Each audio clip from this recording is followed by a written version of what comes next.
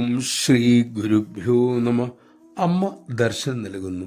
സാധകരായ മക്കൾ ഭജന പാടുന്നു. അപ്പോൾ പാടിക്കൊണ്ടിരുന്നത് അഞ്ജന ശ്രീധര ചാരുമൂർത്തി കൃഷ്ണ എന്ന ഭജനയായിരുന്നു. വളരെ ദൈർഘ്യമുള്ള ഒരു കീർത്തനം. ഇതിനിടയിൽ പാടിക്കൊണ്ടിരിക്കുന്ന മകന് ഒരു വരി വിട്ടുപോയി. അത് അറിയാതെ കണ്ണടച്ചുകൊണ്ട് തന്നെ അദ്ദേഹം കീർത്തനം തുടർന്നുകൊണ്ടേയിരുന്നു. ഉടൻ തന്നെ അമ്മയിൽ നിന്നും പ്രതികരണം ഉണ്ടായി. പാടുന്നയാൾ ഞെട്ടി കണ്ണു തുറന്നു. വിട്ടുപോയ വരി ഓർമ്മിപ്പിച്ചുകൊണ്ട് അമ്മയുടെ ശബ്ദം ഉയർന്നത് അദ്ദേഹം കേട്ടു. നമഃശിവായ.